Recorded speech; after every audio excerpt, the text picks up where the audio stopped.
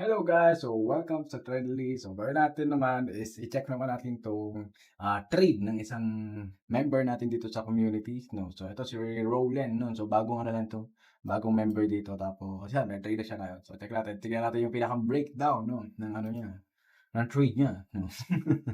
Ayan, so unang-una sobrang ganda ng ano niya, chart niya for me. So sobrang ganda nitong low niya, papalitan lang natin yung kulay ano natin ng eto ang ganda ng low, ang ganda ng high, so ang ganda ng high low 'no. So commendable para sa'kin dito is yung the way niya tiningnan yung overall picture 'no, ng trend 'di ba, so parang ganyan. So kasi kung isipin mo, so parang ganito itsura ng chart 'di ba, so parang ganyan. So, for me super commendable na kinonsider niya yung overall structure, so which is yun nga 'no, so bullish siya 'no.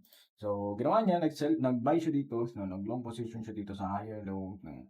And then, inantay lang niya mag-create ng rejection so para ma-label niya as higher low 'no.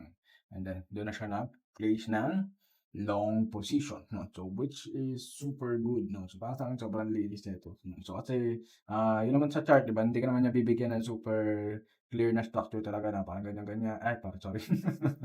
Hindi ka naman talaga niya bibigyan ng parang sobrang clear na wave talaga 'di ba. So inside niyan meron niyang mga noise, mga ganyan-ganyan itsura niyan 'di ba. So parang gano'n. So maganda makita mo yung X-ray vision niya parang gano'n 'no. So which yung X-ray vision niya is yung nga yung line 'no. So parang gano'n. Okey, X-ray vision ba yun? So let me know kung anong vision niya.